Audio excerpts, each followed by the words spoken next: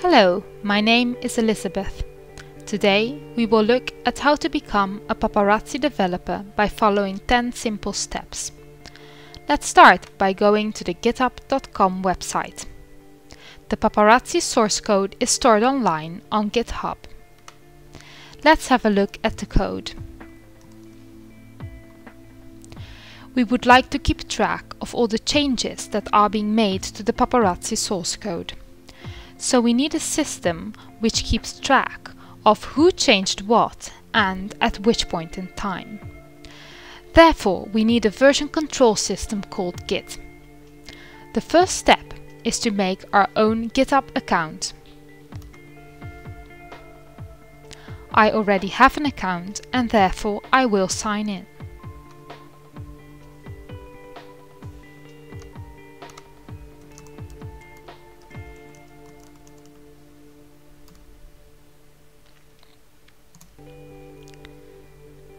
We would like to use paparazzi as a starting point for our project. Therefore, let's go to the paparazzi/paparazzi repository. To contribute, we will fork this remote repository by using the fork button. When I use the term remote, I refer to the version of the code that is hosted on the internet. By forking, we are creating our personal paparazzi repository on the GitHub server. You may now ask yourself, how can I access this remote repository from my personal computer? A possible authentication method would be using an SSH key. This key prevents us from having to log in every time we want to access our remote repo. The steps you need to follow for generating an SSH key are well explained on the GitHub help page. Search for generating SSH keys. In the first step, we will check for existing SSH keys on your computer. Open the terminal and move to the SSH key directory. Display the list of files. I do not have any files named IDRSA_pub or IDDSA_pub, and therefore I can move to step 2. In case you have, you can directly go to step 3. In step 2, I will generate a new SSH key by using the following command.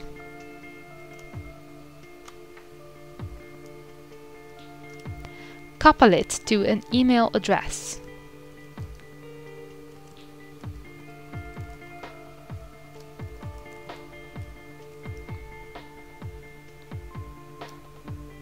An SSH key is basically a public-private key pair. The user will be able to access the remote repository only if the public and private key form a correct pair. Now let's specify the file in which we would like to save the key pair. The default is IDRSA. And a passphrase in case you want to increase the security of your computer if someone has access to it. Next, we will add the key to the SSH agent.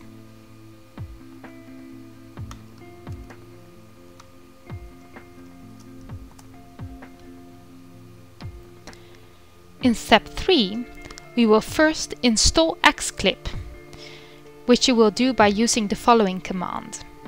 I have already installed Xclip, and therefore I can move to the following command, which is copying the content of the public key.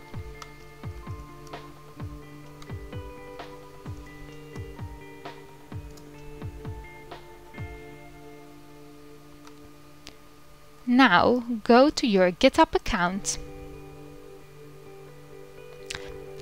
go to Settings, SSH keys, and add the content of the public key.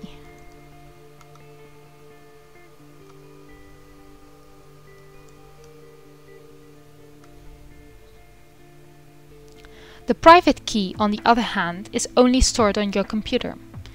This implies that for every personal computer, you will need to set up a new connection.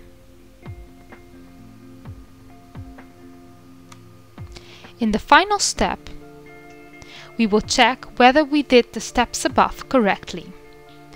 Copy this command.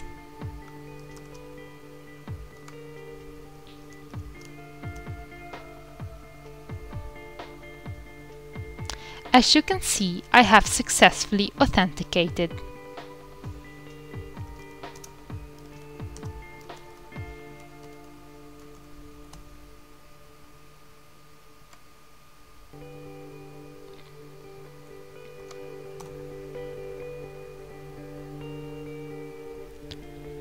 The next step is to configure our Git account. Luckily, this will be easy, because we can use a tool created by the paparazzi developers called Git Helper. Open the terminal,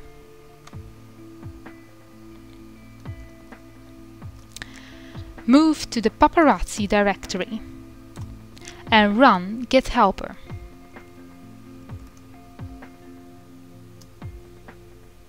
Choose option 1. Enter your username and email address.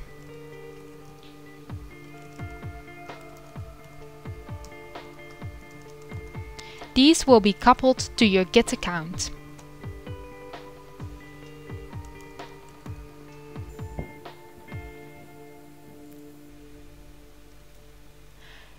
You will be asked if you want to install a merge tool.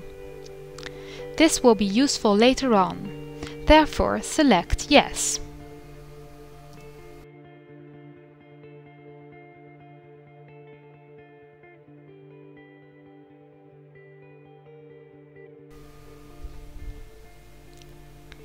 An overview of the settings will show us username, email address, shortcuts, and that colors will be displayed in the terminal when using Git. Now that we can connect our computer to our GitHub account, we can add our personal remote. Specify the name that you would like to give to your remote. In my case, MATLAB TU Delft. Furthermore, specify the URL corresponding to your remote repository on GitHub.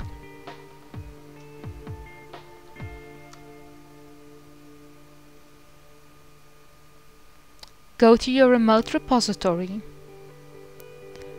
select SSH and copy the URL.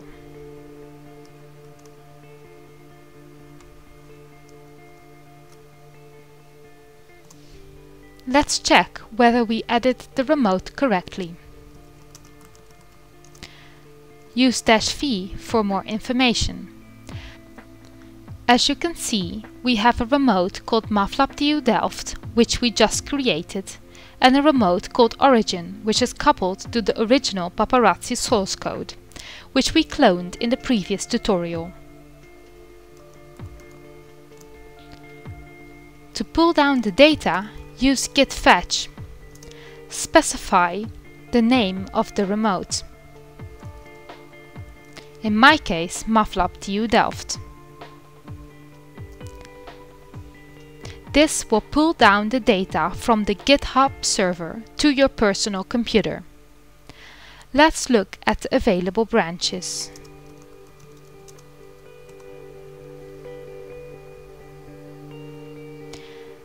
As you can see, we are currently on a local branch called version 5.0, and we have two remotes, one called MATLAB TU Delft and one called Origin, which have exactly the same branches.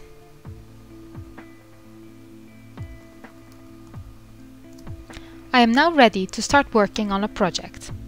Let's assume I want to start flying with the air drone. I would like to create a new branch with the checkout command.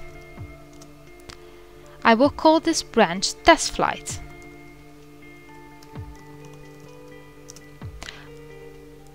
I would like to be up to date with the changes of the paparazzi master branch, and therefore I will set up a tracking. Specify the branch that you would like to track.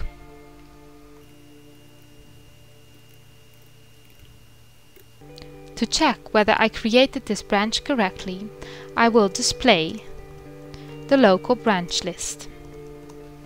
As you can see, we are currently on branch testflight.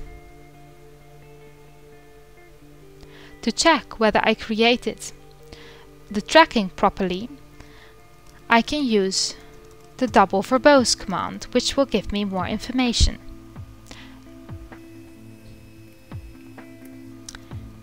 To fetch the code from the GitHub server and at the same time merge your own code with the paparazzi master, use git pull.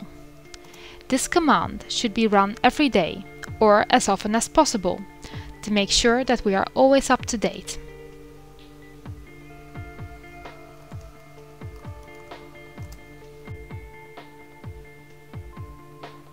Before I start flying with my drone, I would like to change a reference value. All control values corresponding to the AR drone can be found in the airframe file. Go to your paparazzi folder, configuration, airframes, and open the airframe file of the AR drone 2 raw. This file contains a lot of information which we will explore in later tutorials. The reference value for the yaw rate can be found in the stabilization attitude section. The maximum reference yaw rate is at the moment 400 degrees per second. This seems too high and therefore I will change it to 200 degrees per second and save the file.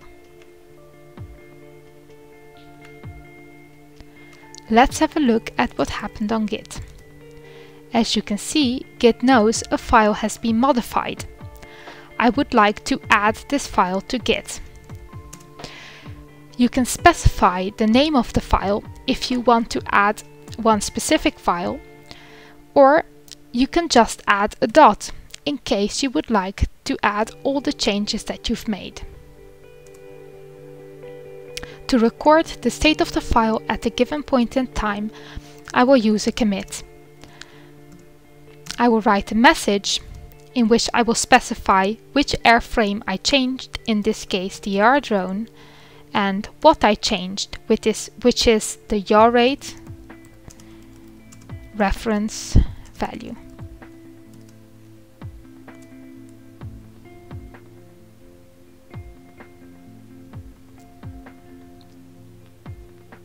By committing, we are recording historical events to which we can return at a later point in time. You can add multiple files and commit multiple times. When you are finished with making changes to the code, you can push them to your remote repository on GitHub. In this case, I would like to push to a new branch on the GitHub server called testflight. I already have a local branch, but I would like to create a remote branch, such that my changes will never get lost. Use the git push and specify the name of the remote.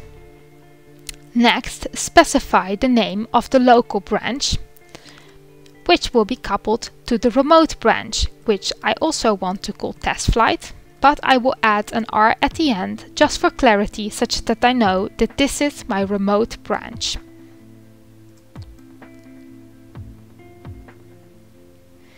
When you push to your remote branch, you make sure that your changes will never get lost.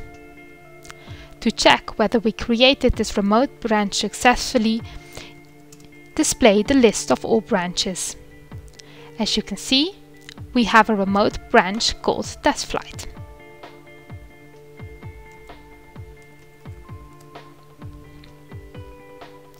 Before I continue working on my project, I will fetch the newest code from the paparazzi master and merge it with my own code. Therefore, I use git pull. You may ask yourself, what happens when paparazzi developers have changed the same file as I did? Git tries to unify all changes back together. This is called merging. However, it can happen that you get a merge conflict. This means that I have changed the same lines of code as someone else did, and Git does not know which changes I would like to keep and which part to discard. A merge conflict can be resolved by using the merge tool.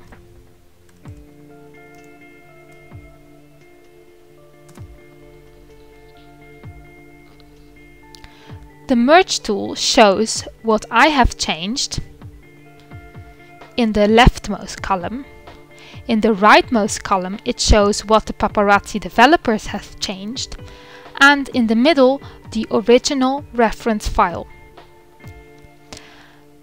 I decide to discard my own changes and work with the updates from paparazzi master. Therefore, I would like to use the value of 300 degrees per second. Now this value is contained in my own code. I can save and close.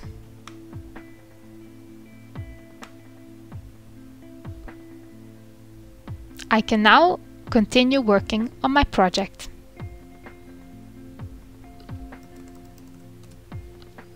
Thank you for watching.